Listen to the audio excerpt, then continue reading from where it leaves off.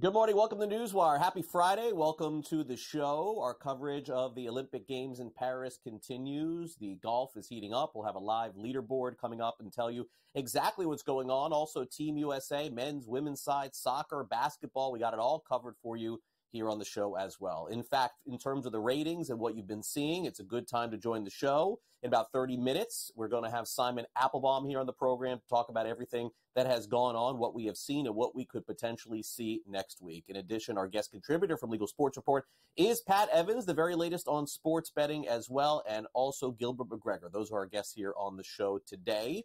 And, of course, we had the Hall of Fame game last night, which we'll get to in just a few minutes, although they did not finish that game. More on that in just a second. But our top story of the day is a potential landmark decision from one of the biggest sports betting operators here in the United States. It comes from DraftKings, and their idea of essentially making a few more bucks on sports bettors is not going the way perhaps that they anticipated. On Thursday, news was released that they're implementing a new gaming tax surcharge to customer net winnings in Illinois, New York, Pennsylvania, and Vermont. They announced the news in their Q2 earnings call, which will take place on Friday. DraftKings surcharge will go into effect in the 4 states on January 1st. Of course, they are downplaying this and saying that the surcharge, this is a quote, the surcharge will be fairly nominal to the consumer. Low to mid-single-digit percentages of customers' net winnings. So the question is this in response to not getting the tax rate to where they want it to be in some places, potentially being upset with that in those 4 states, maybe wanting to make a little bit more money, a bigger piece of the pie? We'll have to dive into this a little bit more with Pat Evans coming up later in the show. Meanwhile, in terms of getting paid from DirecTV over your Sunday NFL ticket lawsuit, forget it. It looks like that's over. A federal judge has now completely overturned the jury verdict in the NFL Sunday ticket lawsuit. This happened late Thursday. It was a huge win for the league because $14 billion in damages were ruled to be paid out by the jury. But now that it has been thrown out, this class action lawsuit, it now remains to be seen what will happen in the future. The verdict, by the way, was in doubt in recent days after U.S. District Judge Philip Gutierrez oversaw the case and said that the jury did not follow his instructions in determining damages. Meanwhile, Roger Goodell, the commissioner of the National Football League, is happy. $14 billion saved from the owners and himself, saying that we are grateful today in the ruling of Sunday's NFL ticket lawsuit. The NFL's media distribution model provides fans with an array of options to follow the game they love, including local broadcasts of every game, free over-the-air television. We thank Judge Gutierrez for his time and attention to the case and look forward to an exciting NFL season. No money paid makes Roger Goodell happy. Salary maybe gets a little bit higher after the season. We'll see. Matthew Boyer has pleaded guilty. This was the individual on doing illicit sports betting surrounding that story that we saw over the summer. Naturally, at this point, this is like an open and shut case. There was just no question that Boyer was going to have to plead guilty to this. Just too much evidence surrounding it. And without a doubt, I think at this point, the one thing that you could say is sort of just setting precedent for the future in the sports betting operation that involved Shohei Ohtani's interpreter. And, a person that basically was a bookmaker, right? I mean, isn't that what we're saying here? All right, let's go to Katie Ledecky. She wins another round in the Olympics here. This was Thursday's silver medal, 4x200 relay. She won her 13th medal, breaking a tie with swimmers Natalie Coughlin, Jenny Thompson, and Dara Torres. She tied yesterday or 2 days ago, and now she has broken it. She has got 8 golds, 4 silvers, 1 bronze in her Olympic career. Bottom line is Ledecky's going to go down as one of the greatest Olympians in the pool of all time. Meanwhile, in golf, right now they are wrapping up the second day in Paris, and we could have an incredible finish, by the way. I mean, take a look at this leaderboard, folks. You have several golfers right now that are 11 under par. Tommy Fleetwood, Xander Schauffele, who has been the best golfer in the world over the last couple of months. Hideki Matsuyama's 11 under. John Rahm all of a sudden is coming on. He's 9 under as well. Dietrich, Pan, that's the leaderboard right now. You may say, Craig, why is everybody done? Remember, this is hours ahead in Paris, so they are finished there. Should be a very exciting weekend of golf. Over in tennis, Carlos Alcaraz wins the semifinal. He's playing for the gold medal coming up this Sunday. He's going to play the winner of guess who? That's right, Novak Djokovic again. against Lorenzo Musetti. That is today at 1 o'clock Eastern. Spoiler alert, probably going to be Djokovic against Alcaraz. And then you're setting up for one of the great tennis matches in the Olympics of all time. Simone Biles back on top of the gymnastics world. She becomes the third woman to earn the title multiple times, do it first in non-consecutive games. It's the U.S. all-around medal. Thursday was one of the closest calls during the international meet, and after a challenging rotation on uneven bars, her legs nearly hit the floor.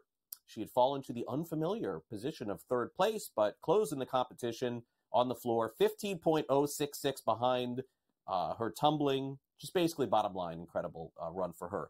Tamara Pataka collapsed at the poolside Friday morning after suffering an asthma attack following a qualifying heat of the women's 200-meter individual medley at the Paris Olympics. Medical staff had to help her. Slovakian officials later told multiple outlets that she had suffered an asthma attack. So hopefully all good health for her moving forward. National Football League got its first preseason game started last night. They just couldn't finish it. And at least according to many reports that I see, it was a non-bet in terms of the outcome of the game. Because of weather, it was delayed, and the Bears sort of win, I guess, 21-17 over the Houston Texans. Also yesterday in quarterback news, and this is a big one, Justin Herbert diagnosed with plantar fascia that will put him in a walking boot for 2 weeks. They're still saying that he can have this gradual return to protocol and be ready for the first game of the NFL season. But if not, folks, you remember this name from last year, Easton Stick. He could be the quarterback. Chargers lost every game he started last year. All right, let's move on to the Tennessee Titans. DeAndre Hopkins also going to be missing time. Knee injury in practice. Initial diagnosis, 4 to 6 weeks for him. First game of the season, probably even second game of the season for Hopkins in question. And I would guess that the Titans are going through a little bit of a rebuild. Is that fair? I don't know. For the Titans, so I don't know that you'll see Hopkins first game of the season. You will not see Mike Trout for the rest of the season. Trout making an emotional statement yesterday on social media saying that he's going to have to undergo surgery. He's going to miss the entire season. So that means May, June, July, August, September. Again, he's just had so many injuries over the course of the last few seasons. Cubs closer Albert Alzolay is going to have right forearm surgery and was having a good season, 22 saves in 2023. But naturally, he's had a tough go of it with injuries as well. Colby Mayo's called up by the Baltimore Orioles. They lost Jordan Westburg to injury. Mayo's one of their top prospects and should help them out a lot. Meanwhile, Cubs-Cardinals last night. Cardinals had a 3-run lead going into the ninth inning. Mike Tauchman delivers a walk-off shot, one of the most historic, I would say, in Cubs-Cardinals rivalry. It was an incredible finish there, and Tauchman ends up being the guy who is the hero yesterday. But maybe he wasn't the hero. It was his wife who visited the OBGYN. Apparently, the last time that Tauchman had a walk-off, his wife went to see the doctor, and Tauchman said maybe they should make that a habit. My wife had a OBGYN appointment this morning, and she told me that the last walk-off was also, we had an appointment that morning, so I'm going to start taking her to the doctor probably. We're going to get a lot of appointments in. Shout out women's healthcare.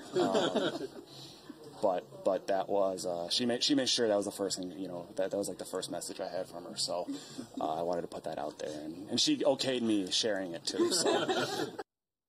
I wonder if she okayed him taking his shirt off and getting drinks thrown on him at the end of the game, because that's what happened. Cubs-Cardinals today. That's the afternoon affair at Wrigley Field, 2:20 Eastern. Eric Fetty makes his first start for the Cardinals since being traded over there. He'll go up against Javier Assad. 7.5 is the total there. Pharrell Coast to Coast has an update, 3 o'clock Eastern. We'll take a quick timeout. Gilbert McGregor joins us next. The very latest at the Olympics. We dive into women's basketball. Will they be able to continue their run? Don't go away.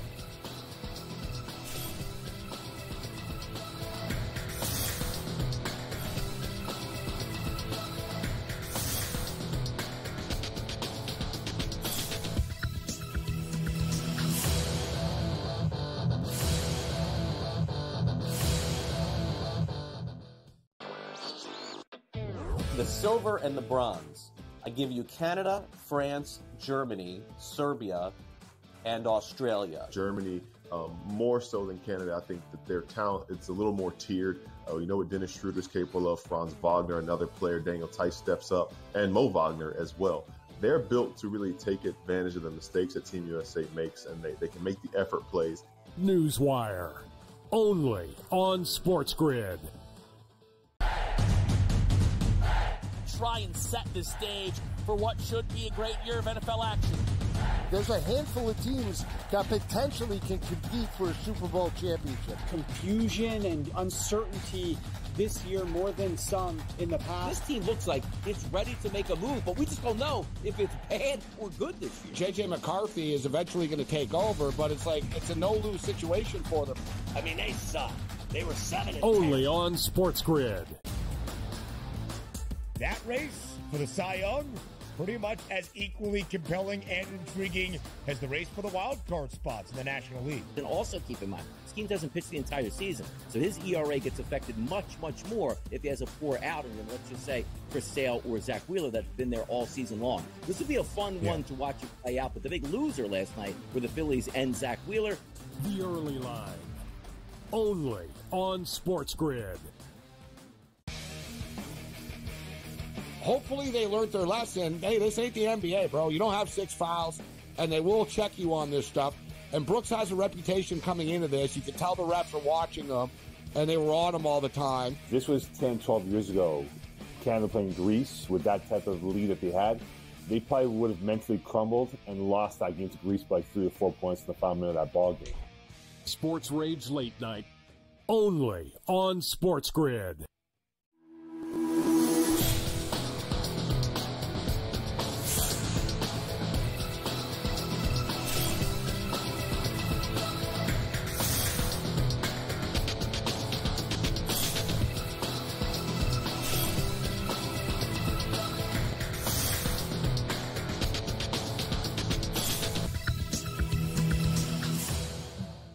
Welcome back to NewsWire here on SportsGrid. All this weekend, you've got some of the top finishes at the Olympic Games. Basketball, of course, coming to a close very soon, within a week or so. We've got, of course, the PGA Tour going on, but I think a lot of folks are also focused on soccer. Let's dive into it all with Gilbert McGregor of Sporting News. Gilbert is having to stay up all hours of the night to watch this stuff and report on it, not just for us, but for Sporting News. And Gilbert, I got to tell you, the beginning part of the Olympics, a lot of fun to see the opening ceremonies, and then you get these sort of uneven matches. But now we're really getting into the thick of the games. Absolutely. Once group play starts to wind down, as it is now, you really can start to look forward to the knockout stage where there's no room for error. You lose once and you're done. Kind of feels like March Madness. So a lot of these teams need to use group play to figure it out. And we've seen that a little bit on both sides with the men's and women's games. So a lot of early mornings to tune into these matchups. But, as it winds down, I'm sure we'll miss it once it's gone. Yeah, no, I agree. And listen, I've found it a lot of fun. And again, once you sort of understand the dynamics of the scheduling and the, as you said, the group play, then it becomes more easy to get through. So USA against Belgium, not a huge surprise here. The Team USA wins by 13 points. I think the projection was for them to win by more than that, if I'm not mistaken. But Asia Wilson had 23, Brianna Stewart had 26. Let's start with your takeaway from that game. Was it impressive enough for you in that one? It was an interesting game. I believe they were favored by 22.5 or 23.5 points. And I think what is easy to lose sight of is that was essentially a home game for Belgium. They're about 6 miles away from the Belgian border, where they're playing in France. You could tell by watching that game and hearing that crowd. This is a Belgium team that pushed Team USA to the limit a few months ago. Now, Team USA wasn't at full strength, but they were able to respond. I think Belgium was able to keep it closer than many expected them to. A lot of their players stepped up. They do have some WNBA level talent on that team, but it's important to remember that this women's national team only convened a few weeks ago, right before All-Star break in the WNBA season, and they're still figuring things out a little bit, but they have two of the best players in the world, the two best players in the world, in Asia Wilson and Brianna Stewart, and we saw that in that game, and that's enough to keep them over the top, and I still think I'll be really surprised if a team is able to keep it within single digits against them. Yeah, it's funny. I think people forget, the WNBA is on pause because of this. People are checking for their WNBA scores. What's going on here? They're all playing in the Olympics. All right, so to win a medal, let's take a look at the odds here on FanDuel. Interesting here because outside of France, who there's just and they're very good. There's no interest really here in betting a minus 310. Gilbert, you really could cash in if Spain or Germany, Australia, or even the team you just mentioned, Belgium, ends up winning a medal. Now, I know that was a tough loss for them yesterday, but maybe that's a flyer at 5-1. Is there anyone there that you would take a shot on?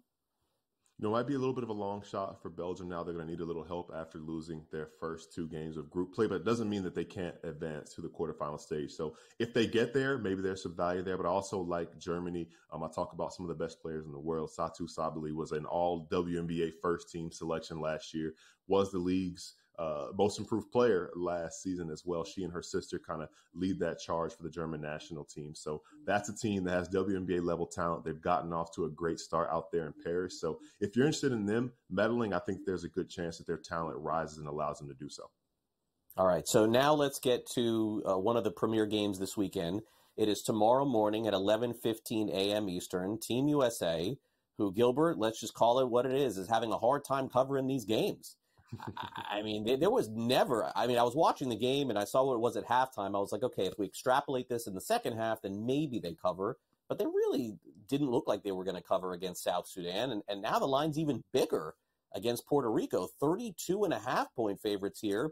They've dropped Team USA's total in this game to 188. The South Sudan one was 191. I don't know. I mean, I feel like I want to take the points again here. Does Puerto Rico have any shot at keeping this close? I don't think they have as much of a shot as South Sudan did. I know when I saw that spread and we talked about it a little bit, that it felt like a lot. It felt a little disrespectful to that South Sudan team, but I think this Puerto Rico team has already been eliminated. They're playing for pride, obviously, and anytime you get to represent your country, you're going to play for pride, but they're not playing for much else, while Team USA is probably playing for seeding. Point differential is really important, especially if teams from other groups finish 3-0 in group play. How much they beat this team by could come to be important. So, winning that first game against Serbia by 26 and they beat South Sudan by 17. They're also trying to figure each other out still. That chemistry is going to be really important. As we talked about that knockout stage, you have no more room for error. So they're going to need to work on some things in this final game. So it'll be interesting to see the lineups that they go with and the way that they try to kind of win by a lot of points against Puerto Rico. All right, so now let's take a look real quick at odds to score 15-plus points. Joel Embiid has dropped off the odds board here. Right now, Kevin Durant's minus 112 and then LeBron. But look at Bam Adebayo there. I don't know, like Gilbert. Bam Adebayo's looked really good here. Is there a chance that Kerr goes right back to him in the next game at 5-1? I mean, if Adebayo scored 15 points a game in the NBA, what do you think? Bam is an attractive pick right there. The way he's making threes for this team and the way he's able to play in that South Sudan game. But I'm also interested in looking at Anthony Davis as well. It kind of feels like this is the type of team, because there's so much talent, everybody's going to kind of take a turn having their night. And another guy that's interesting to me is Steph Curry, because he has not gotten going so far. And in order to be at their peak of their powers, Team USA is going to need Steph Curry to be Steph Curry. So a perfect opportunity in a game where you've already clinched your spot in the quarterfinals, but you are wanting to build momentum going into the knockout stage. Maybe you try to get Steph Curry going and have some plays for him to get some good looks early on. All right, finally, Gilbert, let's take a look at the basically trifecta odds to win the gold, silver, and bronze. And Gilbert, if anybody outside of Team USA and Canada finish in the 1-2, there's a massive payout on that. I mean, take a look at Germany to win the silver, 16-1. So I would ask you, do you have any inkling as to how do you think this finishes? I think that Germany pick is enticing. If Germany is able to finish the silver, I think that they do have the talent and the team chemistry and the camaraderie to do so. So if anything other than USA, Canada 1-2, Germany finishing second would be a good pick. All right, fair enough, Gilbert. Great to see you. Thanks again for coming on. Have a great weekend. Absolutely. You do the same. All right, Gilbert McGregor joining us from Sporting News, covering the Olympics in Paris. We will take a quick time out. The sound off is up next. Don't go away.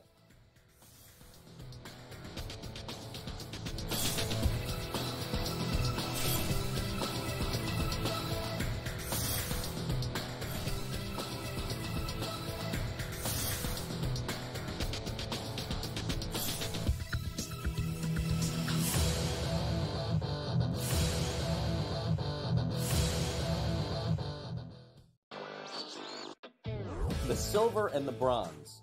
I give you Canada, France, Germany, Serbia, and Australia. Germany More so than Canada, I think that their talent, it's a little more tiered. You know what Dennis Schroeder's capable of, Franz Wagner, another player, Daniel Tice steps up, and Mo Wagner as well. They're built to really take advantage of the mistakes that Team USA makes, and they can make the effort plays. NewsWire, only on SportsGrid. Try and set the stage for what should be a great year of NFL action. There's a handful of teams that potentially can compete for a Super Bowl championship. Confusion and uncertainty this year more than some in the past. This team looks like it's ready to make a move, but we just don't know if it's bad or good this year. J.J. McCarthy is eventually going to take over, but it's a no-lose situation for them. I mean, they suck. They were 7-10. Only on SportsGrid. That race for the Cy Young, pretty much as equally compelling and intriguing as the race for the wild card spots in the National League. And also keep in mind, this team doesn't pitch the entire season, so his ERA gets affected much, much more if he has a poor outing than, let's just say, Chris Sale or Zach Wheeler that's been there all season long. This would be a fun one to watch it play out, but the big loser last night were the Phillies and Zach Wheeler. The early line, only on SportsGrid. Hopefully they learned their lesson. Hey, this ain't the NBA, bro. You don't have 6 fouls, and they will check you on this stuff. And Brooks has a reputation coming into this. You can tell the refs are watching them, and they were on him all the time. This was 10, 12 years ago. Canada playing Greece with that type of lead that they had. They probably would have mentally crumbled and lost that game to Greece by 3 or 4 points in the final minute of that ball game. Sports Rage Late Night, only on SportsGrid.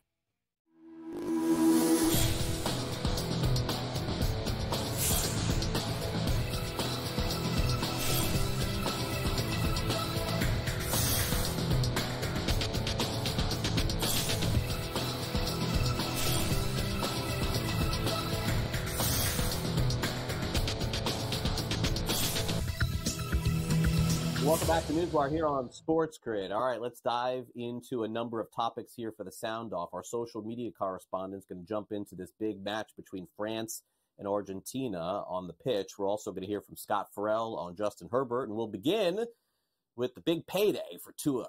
Let's talk about it. It's time now for the sound off.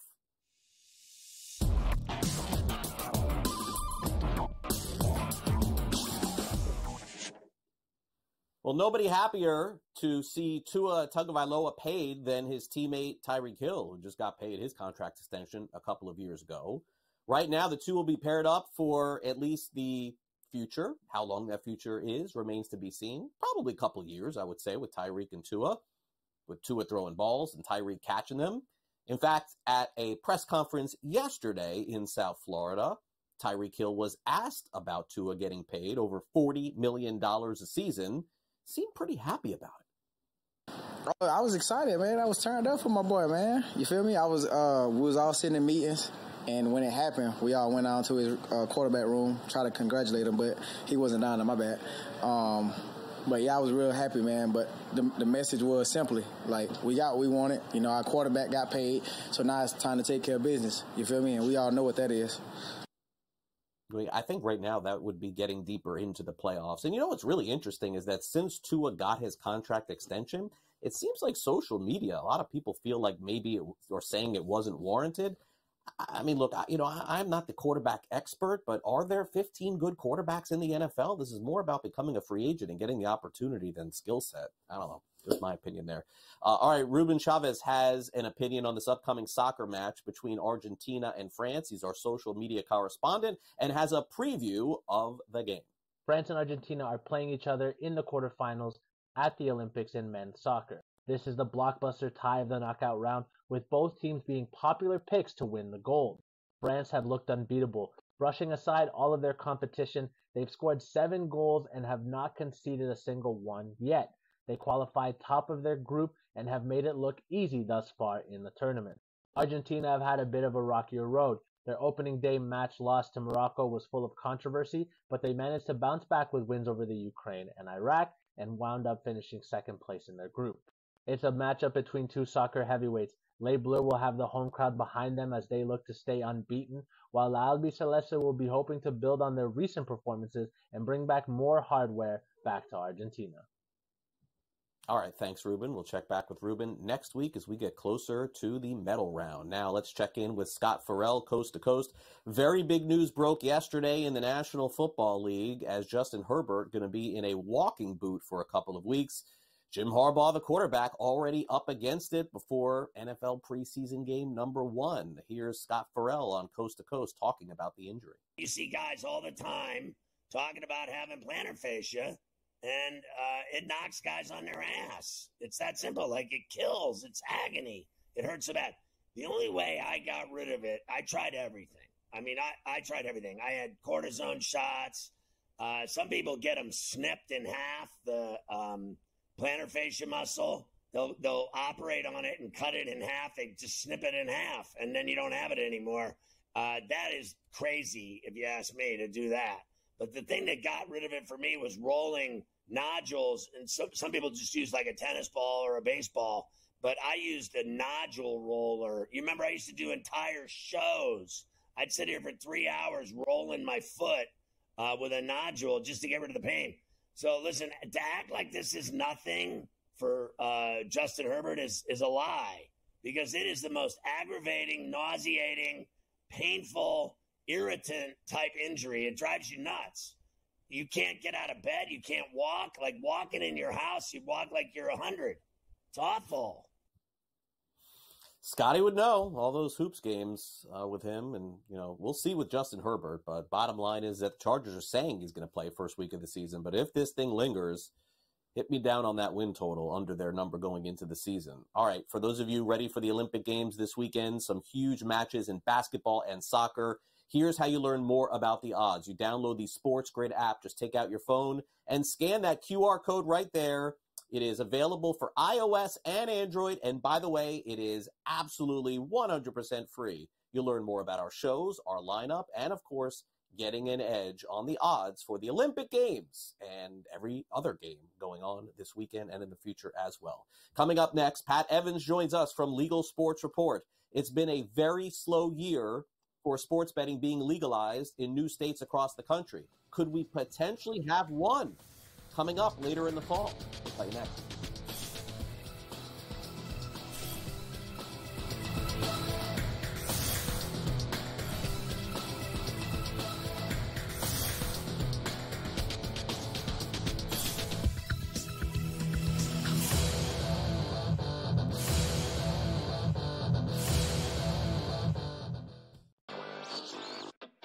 The silver and the bronze.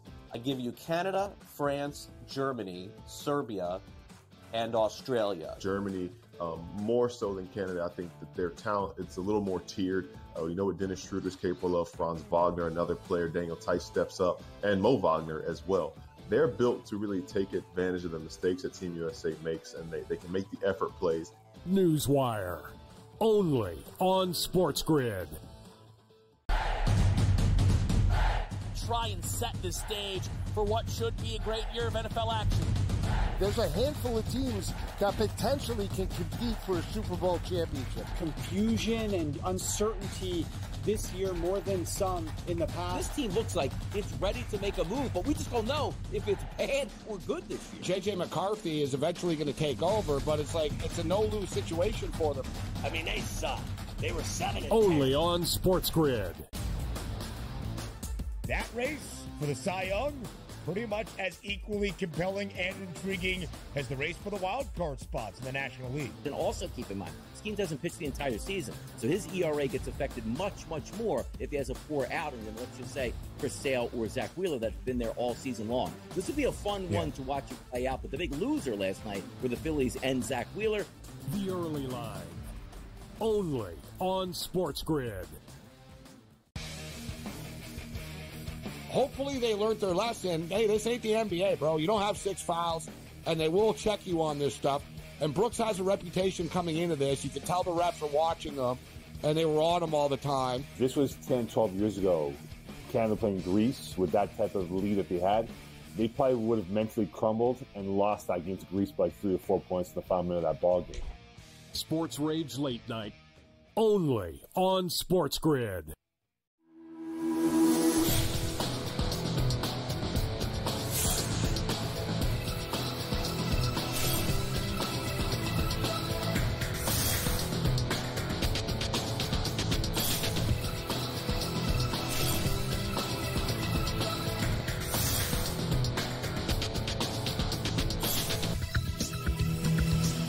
Welcome back to NewsWire here on SportsGrid. There's been a lot of sports stories this year surrounding sports betting, some controversies, some updates, and we'll even have one coming up on Monday on this new DraftKings little mini tax hike or whatever they're calling it.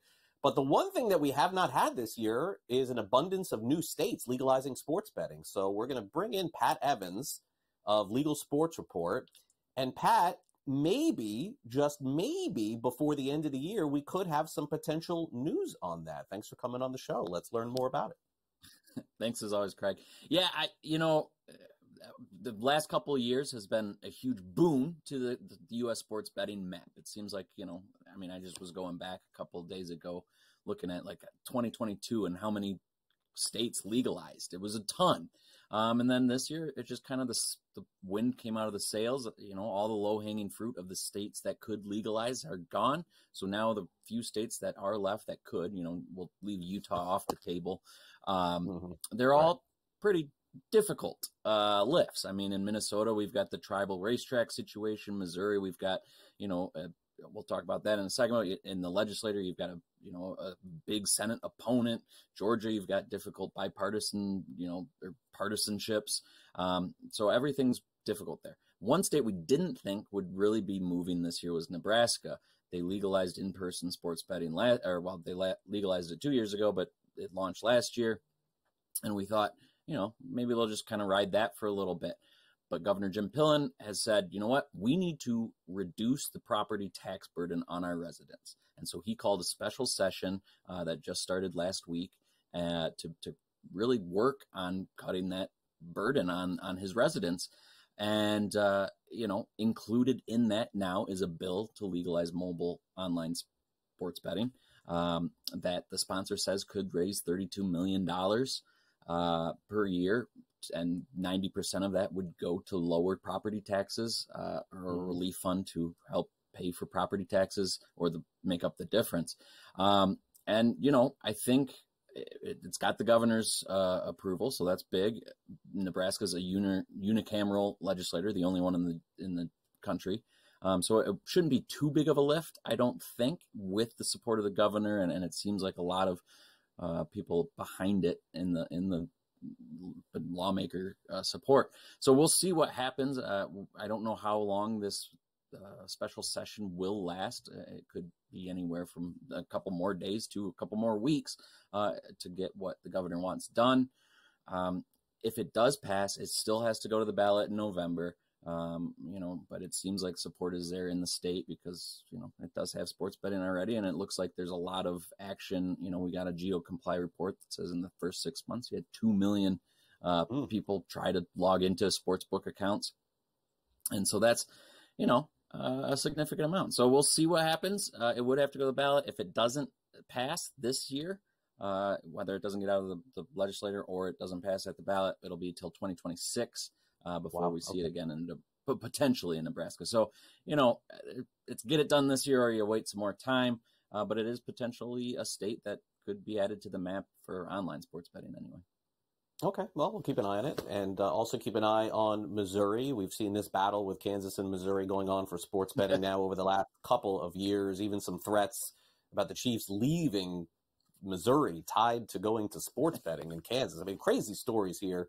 But, Pat, every once in a while we check in and I ask you, is the same guy filibustering? You say yes. And then I feel like just moving on. I don't know if that's going to be the case again. No, so we're coming into the last stretch here in the ballot petition effort that they've been trying for last fall. The sports teams led by the Cardinals began a ballot push to get it on the ballot in November 2024. Of course, that's only a few months away here. There's 13 more days until we see, 10 more days until we get the official word of whether or not it will be on the ballot. Earlier this week, local election officials turned in the signature counts. They need 170,000 verified signatures. And they turned in May 300 and some thousand signatures. So you have to imagine at least most of those are real. I don't know why they would turn it in early if they weren't real. But anyway, the Secretary of State's office needs to verify that that's enough signatures by August 13th. And if it is, they'll rubber stamp it, and Missourians will get to vote in November on whether or not sports betting is going to go to the show me state. To your point, the legislator has just been real slow to go on there. You know, it was a couple of years ago, as you mentioned. It seemed like Kansas and Missouri were racing to see which one, you know, got off the ground first. Kansas is well on their way and have been betting for several years now. Missouri is still sitting there because there's one senator who is just adamantly against passing a sports betting alone bill. He wants to add video lottery terminals, which is just not a non-starter in the rest of the legislature. So despite it getting through the House with overwhelming support, one senator can derail an entire process. And so they've been sitting there a couple of years. They've been sitting there a couple of years waiting to see what could happen. Well, Missourians might get to vote. It seems like there is enough support in the public. You know, earlier this year, we saw a poll that said 62% of Missourians would support sports betting to go to support education in the state, which is what the poll would say. But then more recently, we've seen a couple polls that are more split. You know, there was one that was like 34% for, 32% against, and then the rest were undecided. Who knows where those undecideds are leaning? So it will be something to kind of pay attention to as we get to November. It could be a close vote, but we'll see. I would kind of edge toward they will get it done in November. Okay. And finally, catch us up with this story about this individual in Indiana, fraud, being accused of fraud, and inevitably is going to have a sentence here. You know, there may be some people unfamiliar with who Sean Eberhardt is. So I'll turn the floor over to you. And then what's going on here with the sentencing? Yeah, so a little background here is, you know, as we've seen the wind come out of the sail and the sports betting legalization, you know, we've got 40-some states that are legal and in some form or other. You know, now the industry is kind of turning their eyes to online casino. And that's going to be where a big bulk of revenue comes from for these companies. They know that. They see that, and states are kind of seeing the same thing. They know they'll get a lot more tax money. Well, one of the states we thought would be, you know, early or early-ish, you know, the only 7 states I think have legalized online casino, was Indiana. Well, Indiana kind of had some issues here. Back in 2019, Sean Eberhardt, a former rep, was caught up in some kind of a pay-to-play, or there was a scheme going on for him to kind of advocate for things in bills for a promised job later. He has now been sentenced in this case a year and a day. And when this was first coming out and the court case began, lawmakers in Indiana kind of said, whoa, we got to pump the brakes on any gaming talk. You know, something like this is going to put, you know, gaming on the public's radar and kind of make them lose trust in legislators when it comes to gaming issues. And it seems like, you know, the Senate president who said that, it would be a couple years before they might even consider online casino again. So kind of interesting to see, you know, cases like this and kind of slow down legislative process, but it kind of makes sense when you think about it.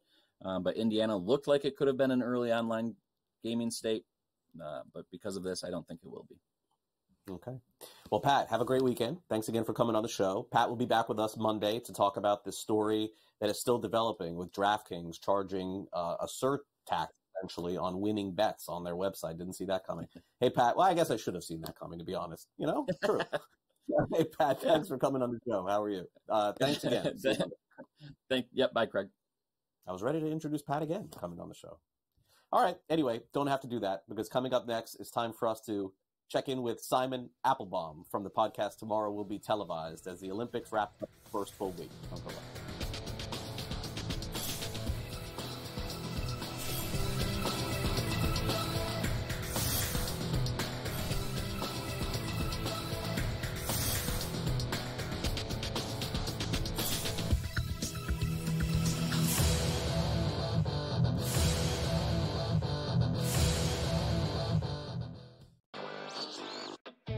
The silver and the bronze.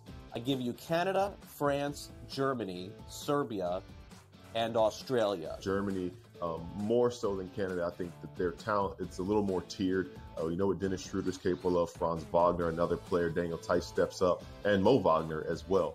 they're built to really take advantage of the mistakes that Team USA makes, and they can make the effort plays. NewsWire, only on SportsGrid. Try and set the stage for what should be a great year of NFL action. There's a handful of teams that potentially can compete for a Super Bowl championship. Confusion and uncertainty this year more than some in the past. This team looks like it's ready to make a move, but we just don't know if it's bad or good this year. J.J. McCarthy is eventually going to take over, but it's a no-lose situation for them. I mean, they suck. They were 7-10. Only on SportsGrid. That race for the Cy Young, pretty much as equally compelling and intriguing as the race for the wild card spots in the National League. And also keep in mind, Skeen doesn't pitch the entire season, so his ERA gets affected much, much more if he has a poor outing than, let's just say, Chris Sale or Zach Wheeler that's been there all season long. This would be a fun one to watch it play out, but the big loser last night were the Phillies and Zach Wheeler. The early line, only on SportsGrid. Hopefully they learned their lesson. Hey, this ain't the NBA, bro. You don't have 6 fouls, and they will check you on this stuff. And Brooks has a reputation coming into this. You can tell the refs are watching him, and they were on him all the time. This was 10, 12 years ago. Canada playing Greece with that type of lead that they had. They probably would have mentally crumbled and lost that game to Greece by 3 or 4 points in the final minute of that ball game. Sports Rage Late Night, only on SportsGrid.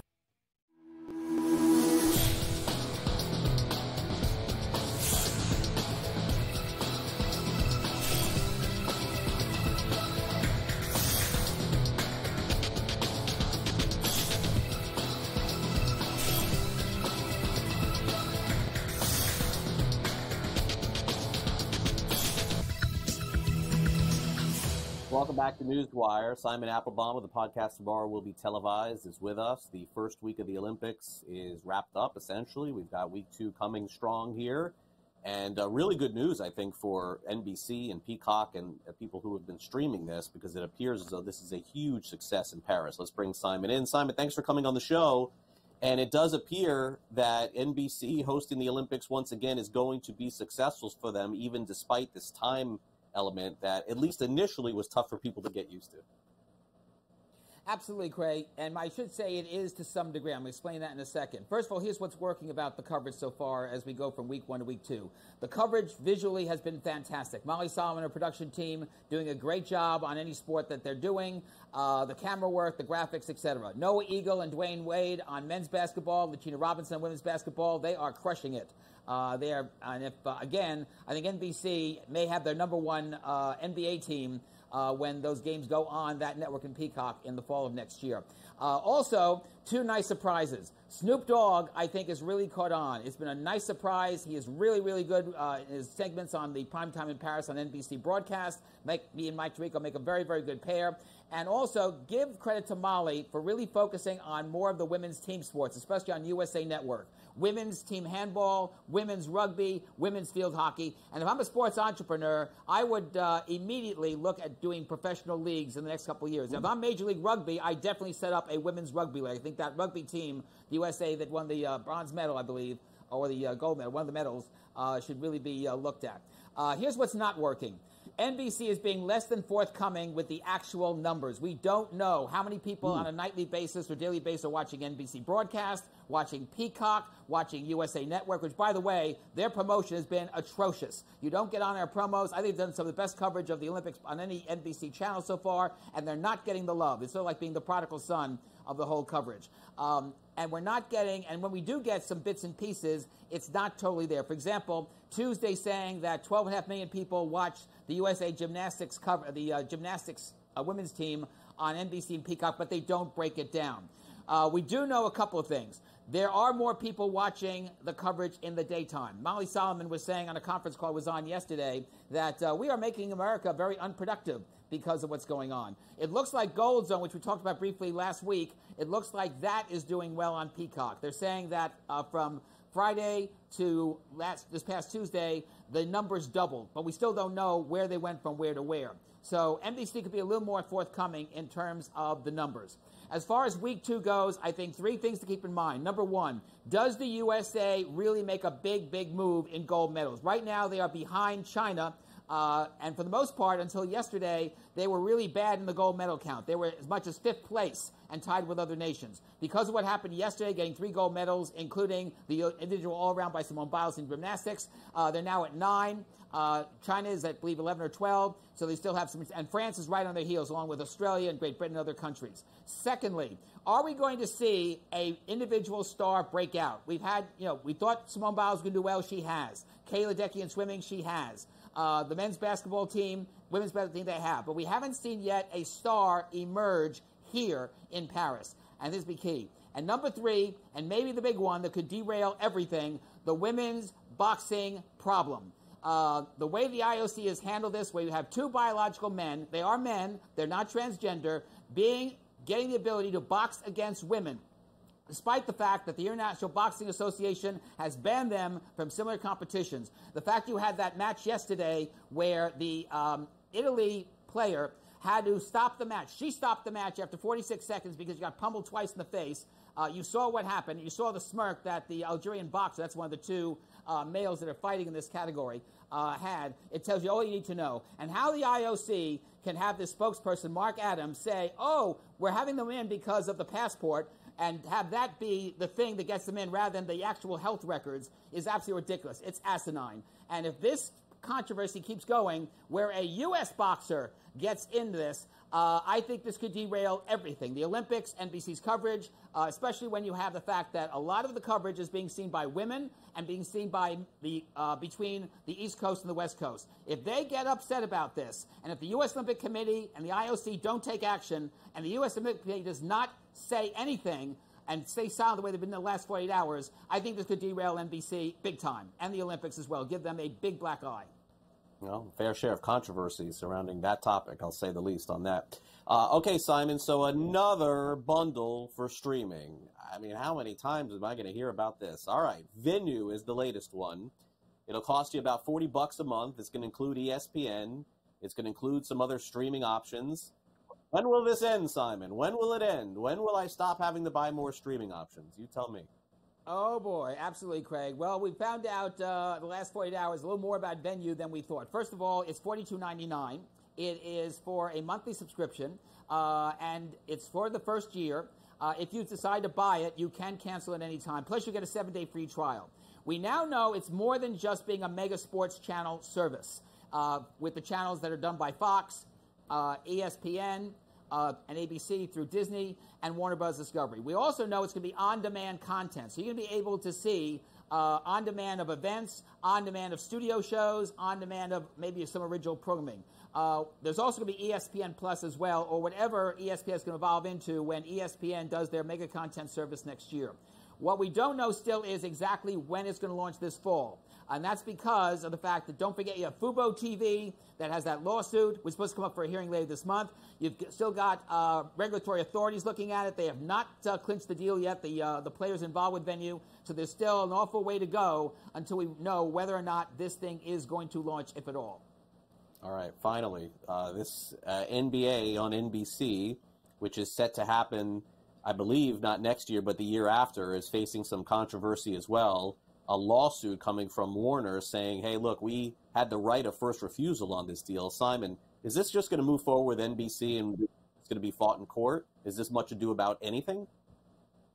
I think it is going to move forward. And don't forget, the lawsuit is being put together by Warner Bros. Discovery, and it's about the deal that NBA made and the WNBA made with Amazon, not with NBC. NBC, by the way, is already publicizing this as if it's a done deal. It's going to happen starting next year. This is all Warner Bros. Discovery. And by the way, we also have the NFL Sunday Ticket thing. That got thrown out. Why? Because the judge decided, hey, to the plaintiffs, your economic models don't work. Therefore, you have no...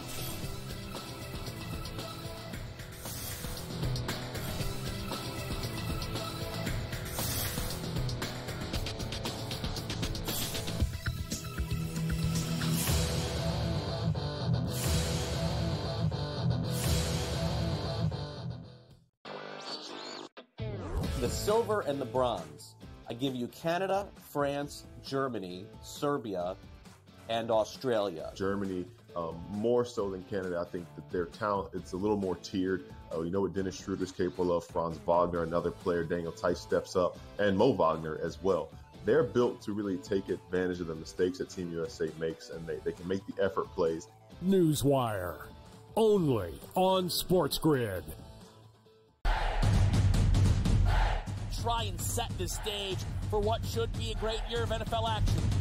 There's a handful of teams that potentially can compete for a Super Bowl championship. Confusion and uncertainty this year more than some in the past. This team looks like it's ready to make a move, but we just don't know if it's bad or good this year. J.J. McCarthy is eventually going to take over, but it's like it's a no-lose situation for them.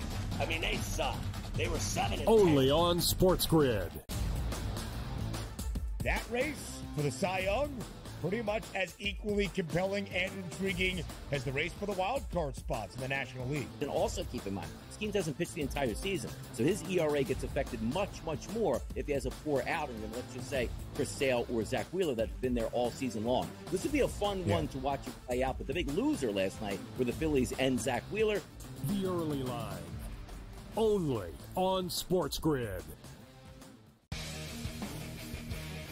Hopefully they learned their lesson. Hey, this ain't the NBA, bro. You don't have 6 fouls, and they will check you on this stuff. And Brooks has a reputation coming into this. You can tell the refs are watching them, and they were on him all the time. This was 10, 12 years ago. Canada playing Greece with that type of lead that they had. They probably would have mentally crumbled and lost that game to Greece by 3 or 4 points in the final minute of that ball game. Sports Rage Late Night, only on SportsGrid.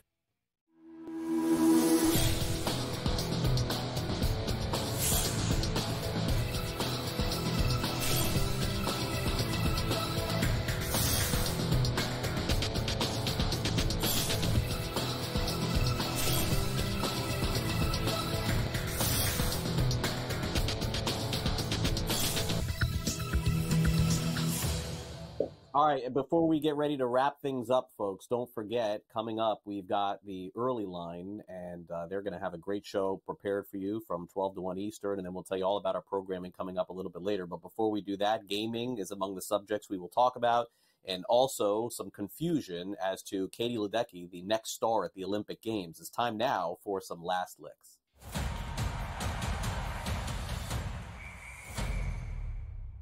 Well, a great way to sell your new video game isn't by featuring LeBron James, or is it? Maybe it is featuring LeBron and his son. Yes, that's what NBA 2K is doing ahead of their release coming up a little bit later in the fall, featuring video of LeBron and his son Bronny playing on the same court. That is right. These ads just came out recently for the new game that's set to be played on your PlayStation or Xbox or however you're going to play it, which just shows you the popularity of Bronny James. No matter how you feel about him as a player, there are going to be a lot of people that are going to want to play as LeBron and play as Bronny on the same team. Now, whether or not that will even happen in the NBA still remains to be seen. I still feel like it will, and it'll be one of the biggest moments that the NBA has seen.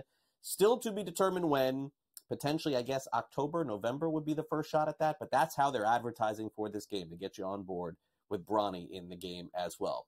Meanwhile, the Atlantic Coast Conference is advertising their one of their own. Yeah, that's right. Katie Ledecky, the best swimmer of all time, potentially here. How are they doing it? The ACC makes the announcement yesterday on social media congratulating Katie Ledecky, saying, hey, great job, you're awesome.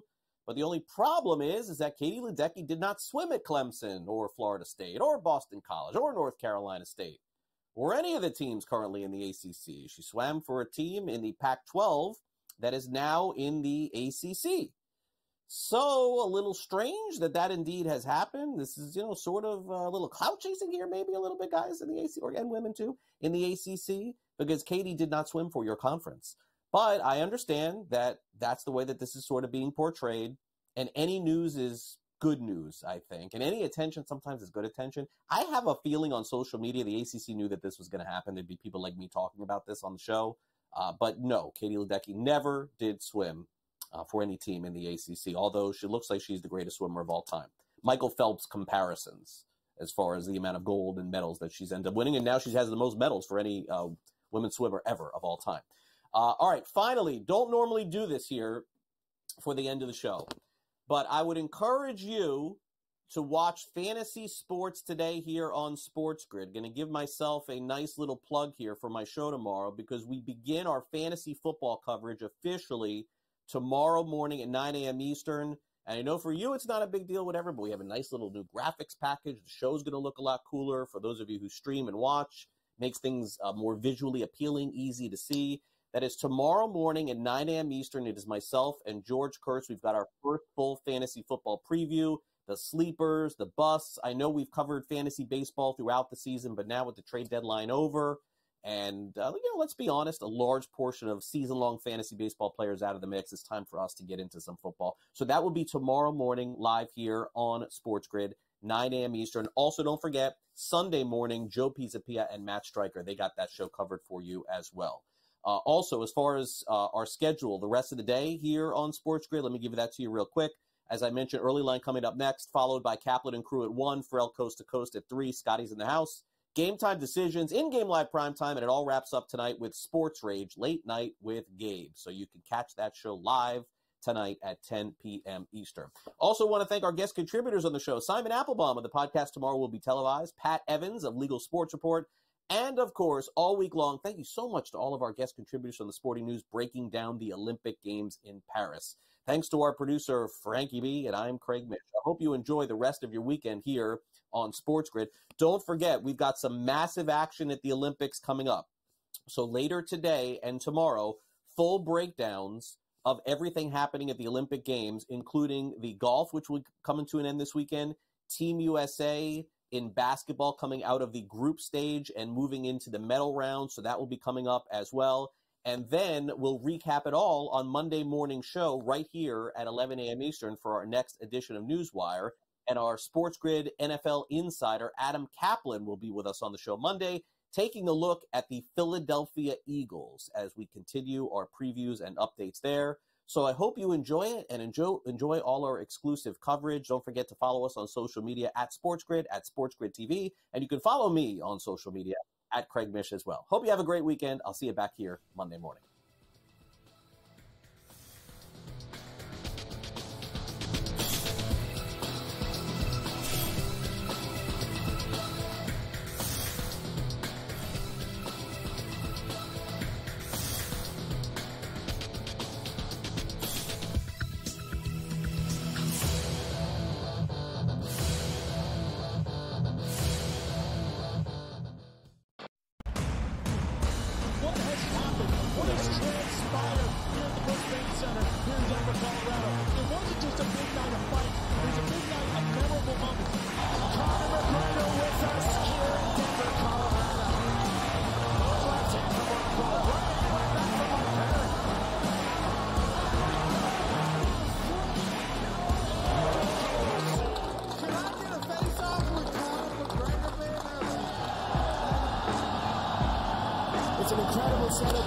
Incredible matchmaking, incredible storytelling. Oh, you had to come here. All these fighters that step in here, warriors, and I have my respect. And I'm into this game, yeah. We'll be into this, yeah. We are live here in the Maverick Center.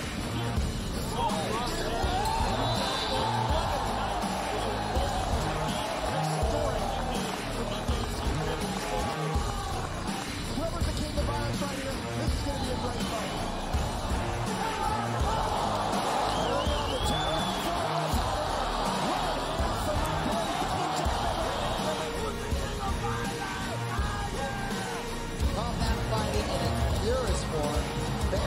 Fighting in the city of angels.